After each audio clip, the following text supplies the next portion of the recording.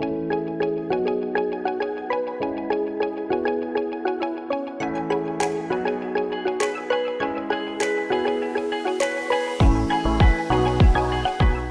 to the Moreno Valley College President's Hour, heard on Spotify, iHeartRadio, and iTunes, and seen on YouTube. This is Riverside Community College District Public Affairs Officer Leslie Vargas, and I welcome you to sit back and enjoy engaging conversations with students, colleagues, and community leaders, all hosted by MVC President Dr. Rudy Besikof. Pull up a chair and join me and Leslie for the President's Hour today for episode number 3. Opportunities at Moreno Valley College. That's our theme for today. And we'll be taking the mystery out of financial aid, welcoming Director Juan Ponce. Also, did you know that your time at work might actually count as class hours towards your degree or certificate?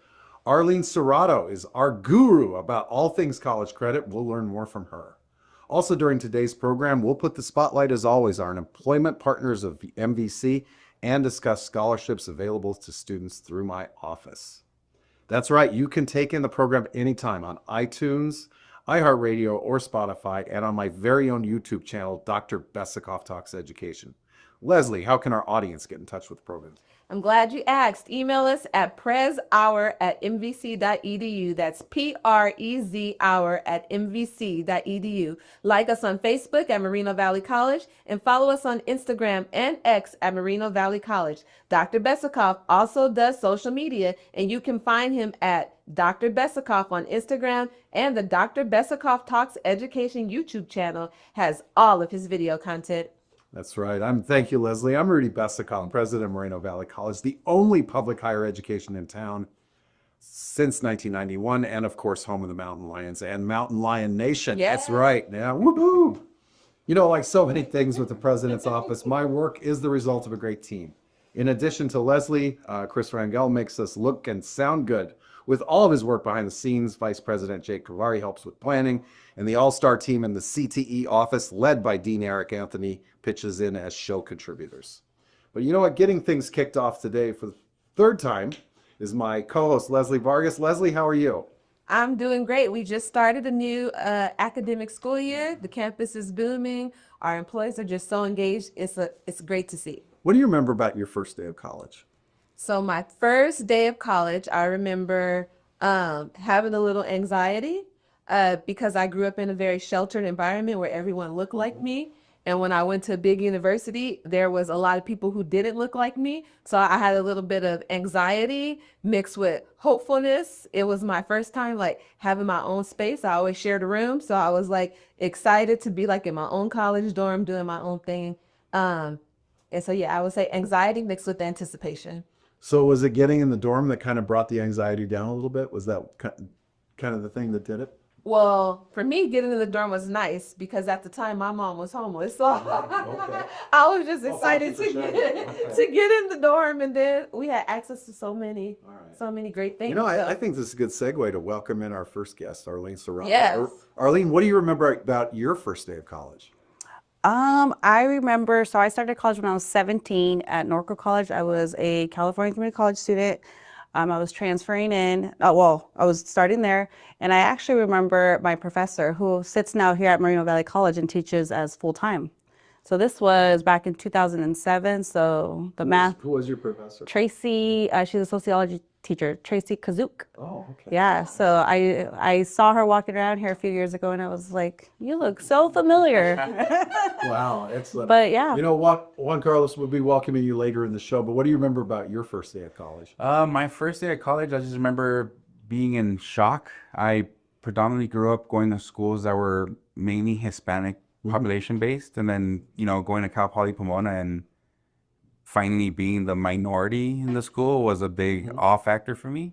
But that was my first experience. My first reaction was being like, oh, wow. Wow. Okay. Yeah. Well, both of you work in one of the busiest places at the college, our Welcome Center, where a lot of things get started and continue. Arlene, what's it like working down in that busy space? So we have a lot of different services going on at the same time. especially like today, like the first week, there are students that are coming in completely lost of like courses that they've registered for, months ago and don't know where to go to. But we also have financial aid sitting there. We have admissions and records. We have our outreach and counseling. It is a variety of services. And for myself, I work in evaluation, so I'm not in the front line until we need some backup. I was about to say, you were at the front line when I saw you on Saturday helping register students. Can you tell us a little bit about your own career pathway? So I started working here at this district back in '07 as well. I started as a student worker. I've always been involved in AVID, the high school program to get students to go to the university level. So I've always been a part of the higher education goal. I started working in the assessment center and for transcripts actually back in '07, and I just continued that pathway. I really I got my degree at UCR, I transferred over to UCR, I got my degree in history, but I really liked what I do here and how I service students. It's really seeing so many individuals go through that pathway as just any type of pathway where a lot of students don't have, they come from, they're first generation students. They don't have the older sister that my sisters had. They don't have the uncle or the individuals that know the actual process. So being able to service that. So that's the reason why I do go to the front lines, to remind myself it's hard to navigate the system. A lot of individuals need our help and we're here to help them. Yeah, wow. So let's say I'm listening to the program, I'm a student. I did see what was going on in the Welcome Center with admissions and records, that fast-paced environment, and that's maybe something I'd like to do at some point down the road. What career advice might you give to someone? I would say just experiment with what you think you like. See if you like it. If you don't, there's quite a bit of positions here that you can at least be a student worker for. That's what happened with me. I was in the assessment center, and then I was able to navigate everything student services from there. I would say student employee jobs here are so great because you get to go into counseling, you get to be an SI leader, you get to be ambassadors in different ways. And they work with your schedule. So you can be a full-time student and also do those. I used to do, I believe it was like 8 to 1. I would work in admissions and records. And then I would have a class from like 3 to 6 or something like that, if I remember correctly. And this was Monday through Thursday. And so it would work perfectly with my schedule. So if 2025 Arlene went back and talked to, 2005 Arlene, is there a class you would tell her to take, maybe just that something that would benefit you now? I say more communications.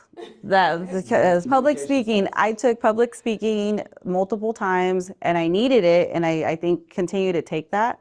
I would say in that area, just to be able to articulate myself a little bit better, especially helping students. Sometimes I want to give them the hard answer on the back, but they need a simple answer sometimes to let them know this is 1, 2, and 3. They don't need to know all of my technical terms on the back end when it comes to my position, but they do need to know exactly how to proceed on their side. Okay. I was thinking back to Saturday, just watching everything that was going on in the Welcome Center. Super crowded, super hectic, but things were moving, very fast-paced environment. If somebody's listening and say either works in such an environment or is getting started, or even maybe works in retail where it's like super hectic, super busy, what's the secrets to keeping your sanity as you're going through that? I don't know about keeping my sanity, but I try not to get elevated to the anxiety level of the student.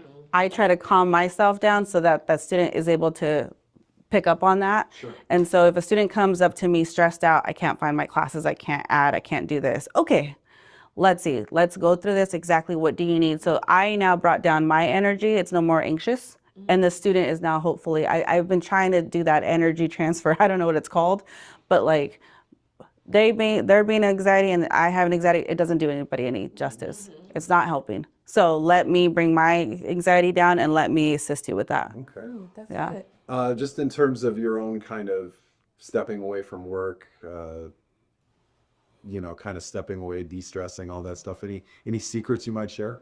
I do it. De-stress yourself, step away from work. I am constantly with my 2 little ones and my husband. We're either in the mountains or in the lake. We're in water in the mountains or we're doing sports. So we're always out and about where there's no service. This is a very nice perk. you know, because I'm not reading emails sometimes. And so that's good. But we are constantly out and about doing adventures. We have Disneyland passes. So we do go to Disneyland every once in a while, just run around. So that's nice. But yeah, just remove yourself sometimes. And I know people don't believe me, but I do. I do remove myself from that and make sure that I have that time with my kids. Okay, so transcript evaluator. Could you just walk us through a typical day for you? So I review all transcripts that come into Moreno Valley College for our students that have taken courses at another college. What we're trying to do is make sure that they don't duplicate their education and they don't take the same class that they've already taken. We want to make sure that their time here with us is very efficient. And so we're reviewing it based off of the program that the student is telling us now that they're trying to do. So if you went to MSJC, you've taken a few GE classes and maybe you tried to do medical transcription. Now you come here, you already completed those areas. And so you don't have to focus on that. Let's focus on what now you need. So we can get you out of here within the 60 units. We can get you out of here within your financial aid time period, all of that. And you're now able to either get paid for what you went to school for or continue your education at the UC Cal State level. Okay.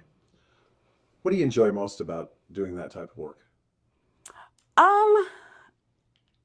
I think I want to say everything, but that's not obviously not everything. But I really do enjoy the degree completion. I think as a coordinator for evaluations, I'm the one that sees all of the data and sees how we're doing across the district, across the state, all of that. And so I want to see a final like stamp on the student's academic journey.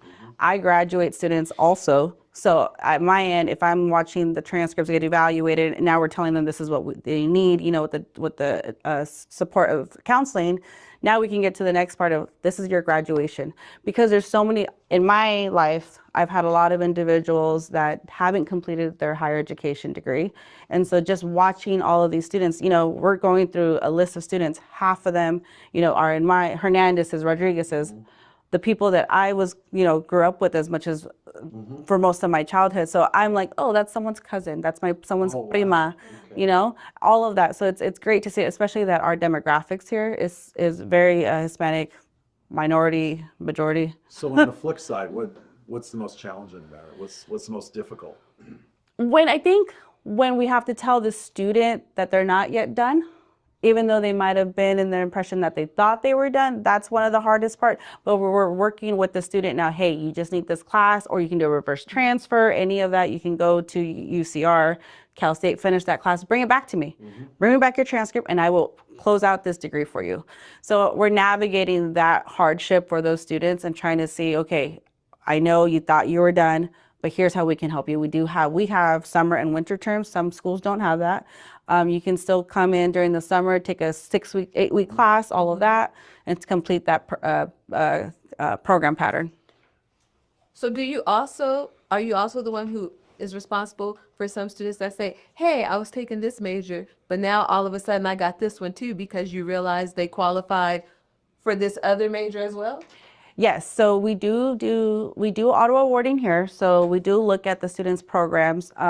We don't try to navigate that as much as possible because the curriculum is completely different sometimes, but there are some programs that are very similar. So if a student has a degree in communications, they might have a degree in humanities because communications is under the humanities area.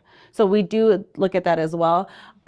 It's more of, it depends on the counselor sometimes that they see, because some of the counselors are used to promoting, you can have these 2 degrees and stuff like that. But for the most part, we're really trying to navigate, you have an ADT pathway. Those ADT pathways are they have specific coursework, so you don't always have 2 different degrees.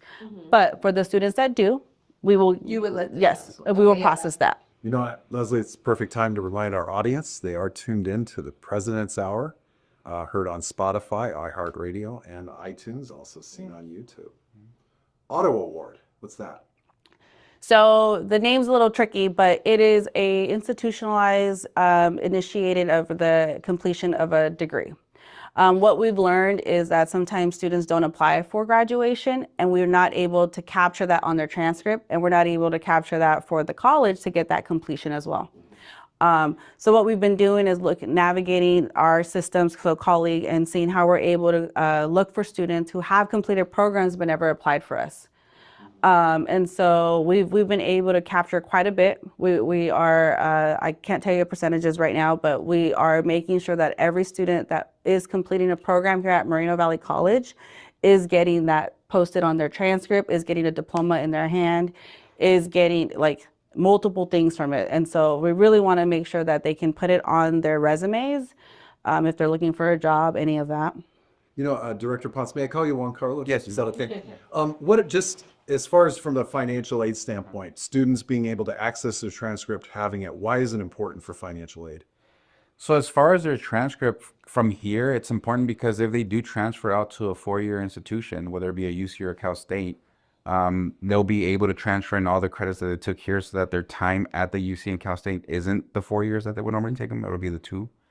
Because while they were here, they were already using some other financial aid eligibility. Okay. So it just keeps them on track so that when they do transfer out to the four-year institution, they don't end up meeting their maximum eligibility, and they still have that room to apply for financial aid outside of here. I see. Thank you. Yeah. So, Arlene, part of your role involves looking at credit for prior learning, which is becoming, pretty big, well-known buzzword in education circles. What is it? So credit for prior learning is we're looking at different types of experience outside of the classroom. Under this umbrella, we actually have quite a bit of like traditional CPL, which would be like your AP exams. AP exams are credit for prior learning. Your IB, your CLEP, all of that. IB, I can never say it. Oh my gosh, International Baccalaureate. Yes. So you're at the high school level, getting college credit. And so those are your traditional ones. What we've been doing now, CPL through the MAP initiative, it started here at RCCD within our district, is we're looking at different ways of individuals who have experience in different areas, different passive lives, all of that. And we're giving them credit so that they're able to complete their 60-unit associate degree. Or they could even complete a certificate. So a great example is there are many individuals in the public safety sector that go to not regionally accredited institutions, so they're not sometimes getting units on a transcript. They're going to NCTI paramedic school, and they're going through all of this. They're passing the paramedic license, but none of it is transcribed onto on a transcript, and so they're not able to get those units here at a community college like ourselves. So I'm going to ask a very basic question. By going to paramedic school and getting credit for prior learning, what's the benefit? The benefit is they get their associate degree, and there's many times more job opportunities for them, career opportunities. A lot of them are able to get a pay bump, depending on which type of discipline or what public safety sector. There are agencies like in the firefighting, if you have an associate degree, you are up for promotions. If you are a police officer, you can get a pay bump in that. They actually have, the police officers have a very specific formula. 45 units will get you this pay bump, 60 units will get you this pay bump, all of that. So the moment that we start looking at their experience and giving them credit for that, and we're trying to promote for them to finish their associate degree, they continue to take classes to complete that program. And that's my favorite thing since I'm an evaluator. So you're saying it's not only having to take fewer classes to get a degree or certificate, you're also saying earning more money while you do it just Correct. Because your transcript says, guess what? Yeah. Wow, that's fantastic. Yeah, and there's many jobs where the associate degree, the bachelor's degree, any of that, depending on where it leads to, they're specifically for promotion opportunities. So you're not only going in as now a firefighter, but now you're becoming a chief. Now you're going into leadership positions, all of that. And, sometimes 20 years of being a firefighter takes a toll on your body, not sometimes, all the time, takes a toll on your body. So the next step for you is somewhere in leadership, and that associate degree or those additional units will make you a lot more, what is the word? A lot more, if you're going against other candidates, you have competitive. I'm sorry. Yeah, competitive when it comes to it. when it comes to that. But it helps our veterans too, right? Yes, and we also, this actually initiated with our veterans population. So we started this because our students were coming in with a joint service transcript with many units on their transcript, but none of it was really going towards their degree.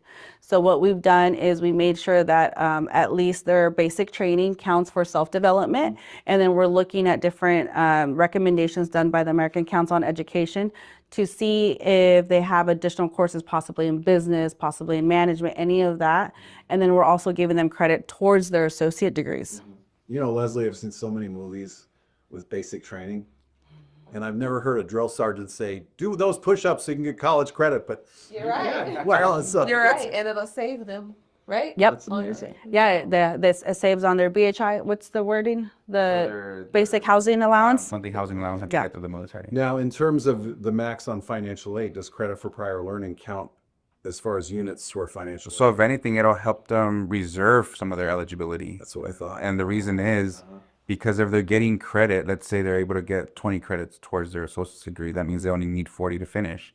That means they're not here as long, which means they're not using up as much eligibility to transfer out. So especially if you're looking big picture toward that bachelor's degree, Correct. suddenly you've got more hours toward that 120 Yeah. that you can use. And the goal is to try to save as much as your eligibility, because as we know, the four-year institutions are a little bit more expensive than coming to community A college. little. Yeah. That's right. Hey, we're the best part in the town here. So. Arlene, I've had the pleasure of looking at the website, seeing some of the, paramedic school experience equals college credit. What are some of the disciplines or the departments on campus where we published that? So we've done such a great job here at. Excuse me, where you've published that. So we've done such a great job here at Moreno Valley College. All of our faculty, because of my role as an evaluator, I do work with quite a bit of the discipline faculty to get credit for other, obviously I'm the transcript person. And so I already had that relationship with them. And so we have now approved paramedic. So all the paramedic major, we've approved fire technology courses, firefighting courses. We've also approved homeland security or emergency management. We've approved quite a bit in CIS. CIS also has a list of certifications that a student can take outside of the college setting and get credit for that as well. So we've done quite a bit of work here. There is some work that we do need to tap into that we haven't got to, but that's what we're moving forward towards. Because we do work with the MAP initiative and we are looking at the statewide recommendations, we bring all of that back and we work with faculty to say this is our approvals. At the moment, we do have over 300 articulations approved by our faculty. And so we're able to utilize those for the students. And then, like I said, CPL is a big umbrella of different types. So we just got to navigate which type is best for the student. CPL isn't taken by the UCs. So we also have to have our counseling faculty have to have those conversations with our students saying, hey, if you're going to UCR, this isn't the path for you, but you can do this. But if you're going to Cal State or any of that, these are the paths that you can take. But many of our students wouldn't be students that would be sitting here with us. So we're bringing them in. We're bringing in all these students that wouldn't have taken a general education class with us. Hey, we have already given you a part of your major. You take these additional 6 to 7 classes, you'll have an associate degree. So in terms of what we can look forward to seeing on the website, like I said, I think accounting's one that I saw, Yes. emergency services. What are some that are ahead that are coming soon? We're including more CIS. We have quite a bit of CIS coming through. Yeah, computer information. We are now looking at, there's more business courses out there as well that we're looking at. We've already done some district-wide approvals, very, very unique to specific populations. You can be a manager at McDonald's, be a manager at Disneyland, and you'll get credit for a certain class that we have.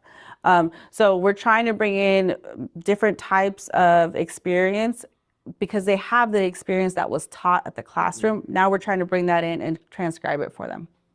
Seems like quite a project you've been out here with this.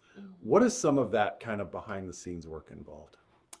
It's a lot of conversations with our faculty, a lot of conversations with financial aid because we're trying to see how it impacts. We don't want to negatively impact the student. A lot of conversations with our admissions people because there's quite a bit of documentation that comes with this process. Somebody has to intake some of it. And then a lot of the conversations are also at the state level. We work with the MAP initiative, and they're hearing us out. And we were saying, hey, we need a data intake process. We need a data intake technology. They're creating that for us. So I no longer have a stack of emails that have been, somewhere lost in there. I have now a platform that I can put all of this. So whenever my president asks me, hey, how many articulations has Moreno Valley done? I can pull that within hopefully minutes. And so that actual technology has been helping us document quite a bit of our successes. What's needed now for this to go to the next level? I think more marketing of it. Now that we've created a foundation of it, now we need to go out there and tell every paramedic that doesn't have an associate degree, come to us, come to Moreno Valley College. We will make sure that you're taken care of and you earn your associate degree. Every firefighter, every police officer that didn't go through a Ben Clark. We're very fortunate here that their curriculum is sitting at Ben Clark. We've already have it. So if they come in with the experience, as soon as they come in, they're starting to take their courses, we can start their enrollment process and make sure that they complete out their program. Because they earned the credit already. They just need to finish a few more courses. Okay, I want to ask you, I want to move to another topic, but before I do so, if I'm listening to this, I'm a student, maybe I'm a faculty member wondering about getting my discipline more involved in the credit for prior learning engagement. What's the best way to get in touch with you? You can always email evaluations@mbc.edu. Okay. For the students, we do have a landing page that you can go on and you can submit all of your documentation on there, and you'll get a response saying that we've received it, and then you'll also get, we communicate it back to you. For the discipline, you can contact me directly, and I can make sure that we're looking at everything, because the faculty discipline are going to tell me what documentation. It's all faculty driven. They tell me, hey, this is certifications that our students, when they're in this class, they're working towards completing this certification. If the student already comes with a certification, now they're given the credit for the time that was spent on the back end. So if people want to get in touch with you, Arlene, what's your email and what's the best general number to call you at? My email is arlene.serrato@mvc, so arlene.serrato@mvc.edu. About to get flooded with Fan mail, lots of questions. So you wear more than one hat here, though, for us. And I know you're in a leadership role. Could you tell us a little bit about that, Arlene?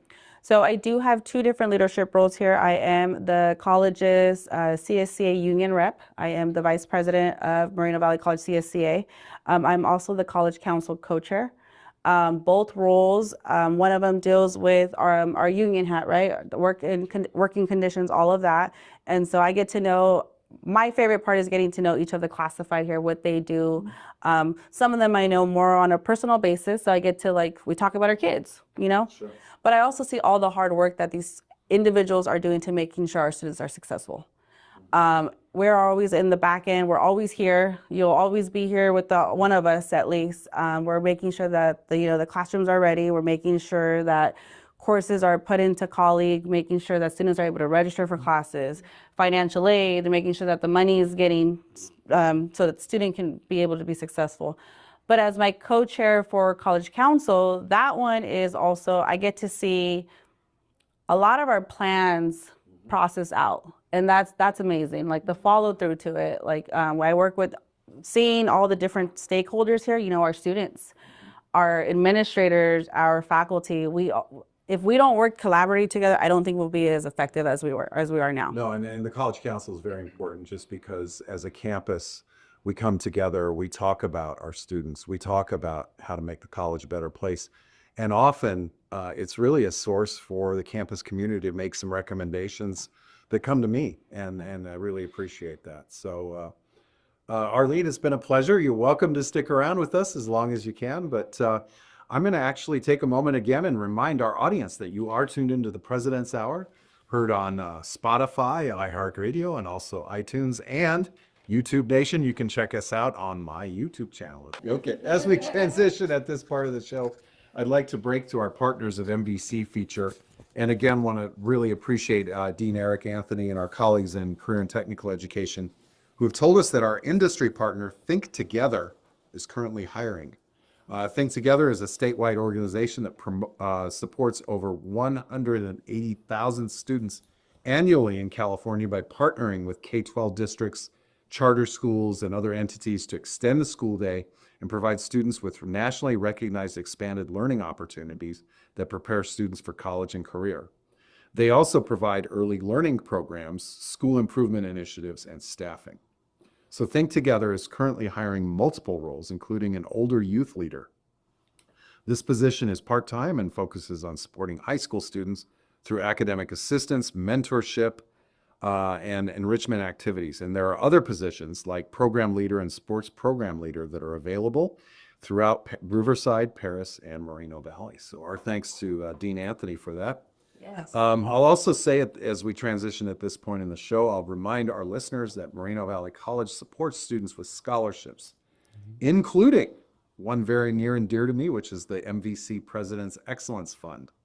This is for currently enrolled students who may, in the middle of the semester, experience something like, I don't know, a flat tire, misses stolen books, or something else that just is an obstacle. So if you are a student currently enrolled and experiencing some sort of difficulty, contact my office at 951-571-6060, 6060, and we'll provide more information about this scholarship opportunity. But you know, Leslie, to support students this way, MVC partners with the Riverside Community College District Foundation. And as always, we jointly invite companies, community leaders, members of the public to consider giving to the President's Fund or other scholarships, just to make that incredible donation of support. Of course, with that, we not only provide scholarships, but we also do instructional equipment for students and other resources that, you know, have a lasting impact here at the college. And besides the benefits that come with helping a student, you make a donation, you feel good. I'll also share that charitable gifts to Moreno Valley College are tax deductible and processed through the RCCD Foundation, which is a 501c3 nonprofit organization. If you're interested in donating, visit the foundation website at rccd.edu/community/foundation or email them at foundation@rccd.edu. But you know what, Leslie? Often a gift's a very personal thing, and if people have questions, they're more than welcome to email me directly at rudy.besikof, BESIKOF, @mvc.edu. And as a final message, I'd just like to reach out to our employees and share that, you know, monthly payroll deduction is also a way that you can help students without thinking about it, and just, you do it and it's done. And you know what? For the price of a Starbucks coffee, just a cup of coffee, if you do that, 4 cups of coffee, make that in other words, a cup of coffee a week for your donation, and do that for a year. You know, believe it or not, if you add that up, we were talking about this today. Not only could it be two classes worth of tuition, it actually could be a Chromebook that we end up buying a student. You know, that's Help with amazing. technology, yes. So we can do all those things. And you know, I think since we're talking about money and finances and things, what better guest to welcome to our program is our director, Juan Carlos Ponce. Juan, what's been going on with you this week? I know it's kind of hectic time. Yeah, we've been pretty busy getting ready for the start of the semester for fall. Today actually is, you know, Thursday of the first week of school, and it's the first disbursement for students. Mm-hmm. So as we were just gearing up all of last week, making sure we, you know, package as many students as we can, so that when we run our process to pick up student payments, we pick up as many students as we can, so that they have the money that they need for transportation purposes or books or whatever it is that they need to be successful for the fall semester. So you're saying it's not just paying a tuition, it's actual money that goes directly to students. Yeah. Most of our students qualify for the fee waiver, which helps pay for the cost of the tuition for all the units that they're taking. But a good portion of our students also qualify for grant aid, which is money that goes directly in their pockets that they can use for anything that's educational related, whether it be paying, you know, their rent, their mortgage, food. Can you tell us about the interest rate and the repayment schedule for a grant? So none. There is none. Zero? Right. 0 and 0. You like that, Yeah. Leslie? Yeah. That's Yeah. pretty good. So, Yeah, 0 and 0. all right. So, you know, if someone's listening, they want to visit the financial aid office. Where is it and what are the hours? So we are actually located in the Welcome Center, which is the beautiful brand new building in the front of the college. Mountain lion. With the mountain lions, correct, right there next to the little water show that's happening. But we are located in the Welcome Center. Our hours are Mondays 8 a.m. to 5 p.m., Tuesdays and Wednesdays 8 a.m. to 6 p.m., Thursdays, we're there from 8 a.m. to 5 p.m. and then Fridays, 8 a.m. to 4 p.m. You know, that early and late part of the day, I think is great because it supports folks that are working, going to work, getting out of work. At least there's kind of that little Yeah. window. And for students, Get help. or parents or, you know, anybody in the community that needs help with financial aid that can't come into the campus, we do also offer virtual assistance Monday through Thursday from 10 a.m. to 3 p.m. Oh, that's fantastic. Is an appointment needed? No. For virtual? No. Okay. So walk in and virtual. Correct. Doesn't get much more convenient Right? than that. Yeah. All right, so now I want to do a little myth busting today. Okay. And I want to hit the button and go to the Wayback Machine to 1986 at the University of Colorado, Where you going? where I went to school, and talking to my friends about financial aid and hearing this sentence so many times. Oh, I won't get it, so I'm not going to apply. Could you tell us why that might be a myth?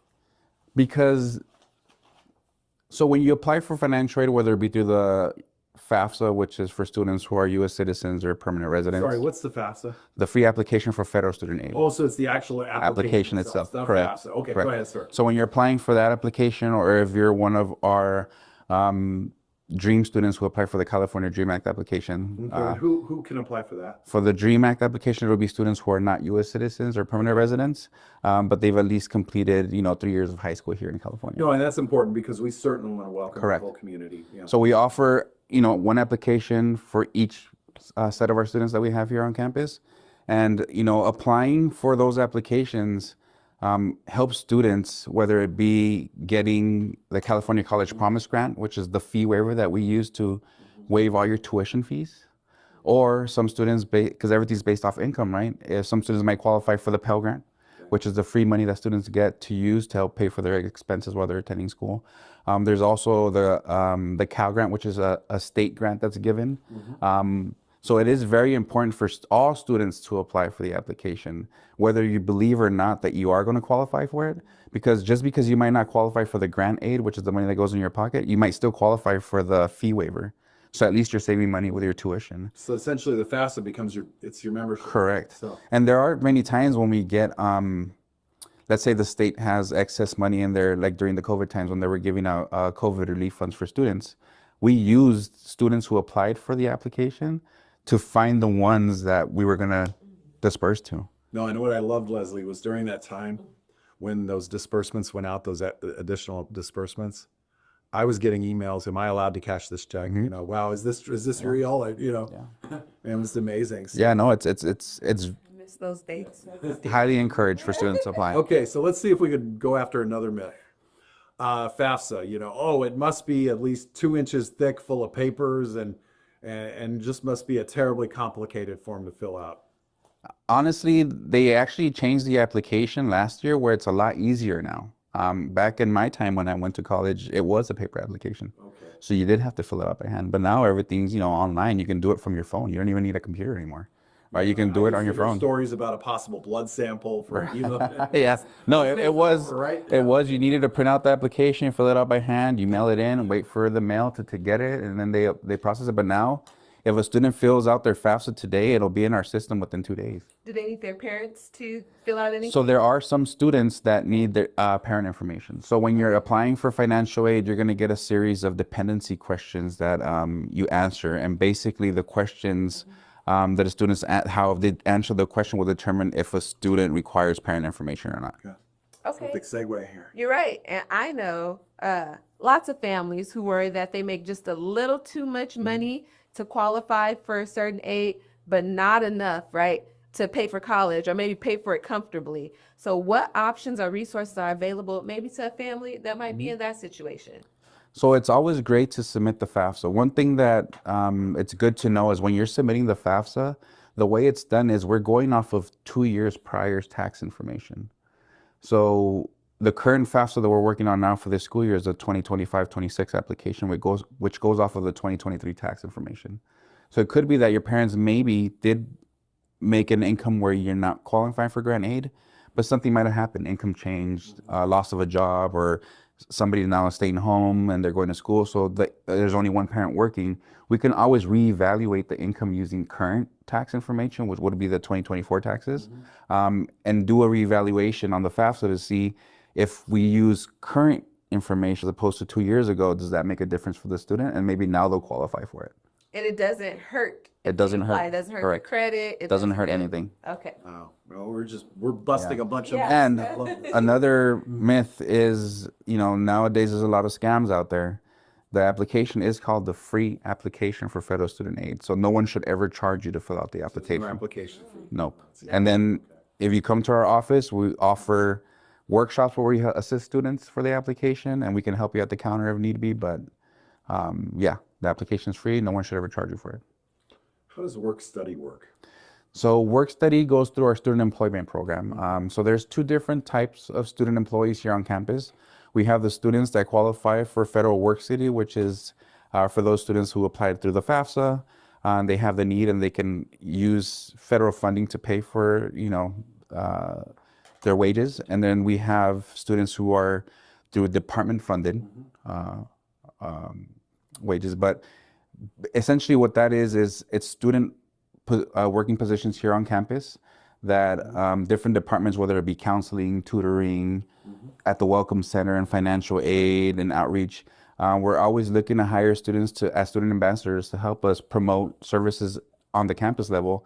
And essentially, as a student worker here on campus, that we work with your student schedule, so we understand mainly school is first, and your hours revolve around your class schedule. Leslie, when we had our Super Saturday registration event this past week, at the kiosk, a number of those student employees were welcoming future students, and to have them kind of make that first impression, there were a number of times just kind of shuttling people in and out. I could see that those individuals went a long way in making our campus feel welcoming and kind of even showing that sense of empathy, quite frankly. I think Yeah. was something good. That's beautiful. Yeah, no, and they're actually, a lot of the information that's given out to students is word of mouth. So they themselves talk to each other and, did you know I did my financial aid and I was able to get this? And then, the rumor spreads. And So the so, work study student, they might get awarded, let's say, $1,000, $2,000 on their financial aid. They don't just get that money; they got to find a job to receive Correct. that portion of their aid. But the college helps with placement correct. in your work study. Okay. And, the student employment office is right next to the financial aid office in the Welcome Center. So I heard it puts them on a career path early. Correct. Like it? Correct. So who would be the best person to contact in the student employment office? So student employment would be Michaela Murphy. Okay. She's our student employment coordinator. Okay. So she's the one that handles all of our application process and getting them essentially onboarded into the college. Excellent. Wow. Yeah. So we were talking about this earlier, Fast and Furious, kind of the pace down there and everything. But what you've been sharing is that this is an opportunity where you could work in an area where you're helping students get aid. What would be some advice if somebody's kicking the tires on something like that? My advice would be, one, always fill out your application. And two, always ask questions. Right. Because the common misconception is always, well, in high school, they helped me do the application. Now I'm here in school. I didn't receive anything, so I'm assuming I don't qualify. When the case may be that they do qualify, it's just that when they applied to the college, they didn't add their social in the system. So there's no way for the FAFSA to link to their account. So we're not able to communicate with them that they are eligible. Or it could be that maybe they missed an email and we're just asking them to submit additional documentation, right? So they're not getting aid because they just need a little bit more information to submit. So the common misconception, what I would advise is, if you fill out your application and you're not getting anything, ask. Always come to our office and ask, because we'll be able to tell you if you're not eligible because you're not eligible, or you're not eligible because you're missing some documentation that we might need just to complete your file. Okay. Yeah. So what if you actually want to work in a financial aid office? What advice would you give? What would it to kind of get qualified to do something like that? Yeah. So working in financial aid is one of those niche employment opportunities, only because there's no real degree you can take that'll get you there. Me, myself, I was a student worker in the financial aid office. That's how I got introduced in the area. And then, when I was looking for jobs, I saw a job in financial aid. I applied, and look at here. Now I'm here, right?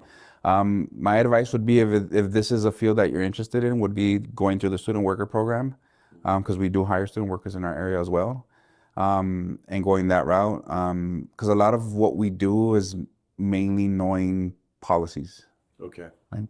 So, Research. so to Yeah, kind of research. prepare yourself to be able to read policies and do those things, what might be a good college class to take to kind of get yourself ready to go?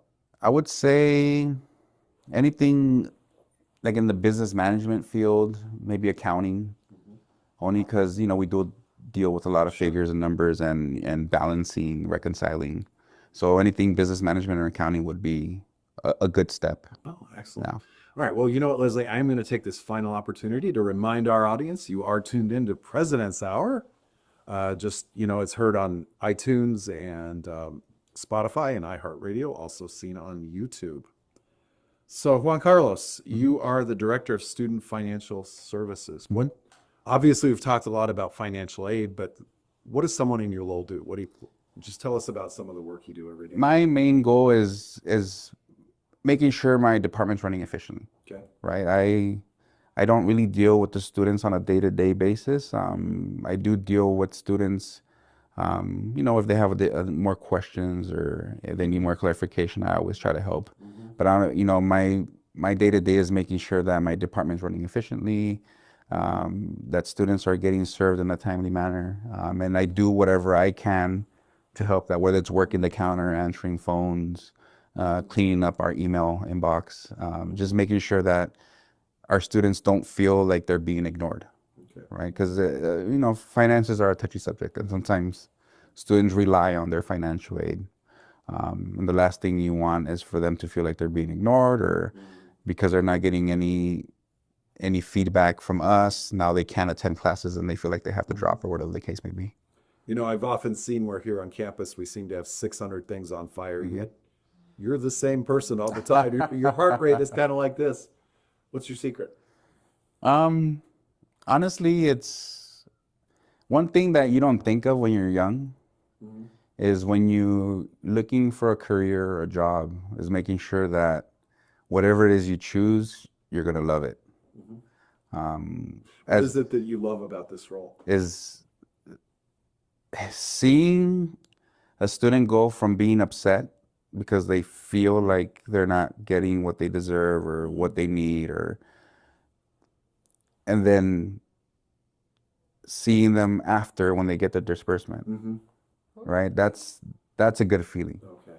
Is having that troubled student. Well, I did everything I was supposed to, and you're telling me I don't qualify. Look at their file. Okay, well, maybe let's fix this, fix that, and then now they have a $3,000 check coming to them, right? And that so a student who needs the money, You're that's changing lives. correct. All right. On the flip side, what is it about the job that keeps you awake at night, maybe? Deadlines reporting. Yeah, we deal with federal money, so sometimes it's just making sure that we're always in compliance. Okay. Excellent. So finish the sentence for me. Leadership is always being willing to evolve. Okay. There's always changes, whether it be through the financial aid application, whether it be through the student population that comes to our school. There's something's always changing, and we have to be able to adapt to those changes. We can't be set in the ways of yesteryear, because that's how we learned how to do it, and that's how it's always worked. We have to be able to adapt and understand that things happen, and we have to change our. More and more I hear about process and project management, and clearly that's something your leadership is hip deep in. Right. So if someone is kind of thinking about getting into leadership, especially in an area such as financial aid, and getting those skills to really handle project management, task management, looking at processes, what would you tell them? I would say, willing to adapt, and I would say just let your work ethic speak for itself. Right? I mean, like I tell my staff, I would never ask them to do something that I wouldn't do. So, lead by example, and that goes a long way when it comes to maintaining a department that's willing to work and go the extra mile. You're a Leonidas. Yeah. I like the okay. I know a few weeks ago we got together and talked about leadership kind of as a team. What did you learn about your leadership style? It's funny because, one of the questions you asked was, who shaped you as a leader, and what did you learn from somebody that got you to be how you are now and do your, as a leader. And I feel like I was the only one that it was a negative experience that made me who I am as a leader. Okay. I had a supervisor, boss that, when I tell myself I'm gonna do opposite of what she did, and it'll make my staff happy, and that's essentially how I learned to be essentially a good leader, I hope. Oh, wow. Yeah. What would be a good, kind of before becoming a director, what would be a good experience you would advise somebody to take on just to see if they're ready? It's funny because you don't really learn how to manage people, right? You're always working, you always have a supervisor. But I would say is just being active and learning the positions, whether in whatever area you're working in, making sure you learn all the positions. If there's ever opportunity to promote up, whether it be a coordinator or even an assistant director, that would be the route I would go. Yeah. Yeah. Well, I know in my case, I had some roles that were not extra titles or anything. It was just something needed to be done. I remember, for example, when I was teaching English as a second language, part of my assignment turned into organize the learning center. Right. And do that. And there was no title with that. Yeah. But you take on those extra things and you kind of learn. And sometimes it's not even something you either get blamed or Right. take the credit for, but you do it. You do it. And then a good example, like Arlene was mentioning, she's part of College Council. Right. Being part of groups like that will help you shape yourself into management. Okay, excellent. All right, well, just to close out our conversation today, Juan Carlos, if people have questions about financial aid or want to get in touch with either the office, how do they do that? So you can either email us at studentfinancialservices@mvc.edu. Say it again, just in case. Studentfinancialservices@mvc.edu. You can visit our website, mvc.edu/SFS. And through our website, we have a Meet the Team. So you're able to see all my staff members on there. Currently, we use Connex Ed, so you can always contact us through there. What's Connex Ed? It's our virtual lobby. Oh, excellent. Oh, okay. So on there, you can contact us to Connex Ed, and that's where we have the virtual hours from 10 to 3, Monday to Thursday. Excellent. But the website and our student email is probably the best way. And if you wanted to call us, our phone number is 951-571-6139. Excellent. Pleasure having you today. So Thank you. Thank you so much. Pleasure. As we wrap up this edition of the President's Hour, we want to thank our MVC and RCCD audience, as well as those up and down the great state of California. Whether you're down to the border in the 619, all the way up to the far north of California in the 717 and the 530. Thank you, as always, to LinkedIn Nation. And of course, to our audience right here in the 951, tuning in today from Paris, Rancho Las Perras, Nuevo, Good Hope, Lakeview Hot Springs, Mead Valley, Mission Grove, Orange Crest, Sedona, Woodcrest, El Casco, Paso del Lago, Moreno Knolls, Moreno Beach, and of course, those right here at the campus at Moreno Valley College. And as we close up shop at the President's Hour and try to dodge all the traffic on LaSalle before we get on to maybe the 215, the 60, the 10, or the 91, Leslie, take us home. Well, thank you for tuning in to MVC President's Hour, hosted by Dr. Rudy Besikof. This is co-host Leslie Vargas, and if you have a suggestion for a future show, please email us at preshour@mvc.edu.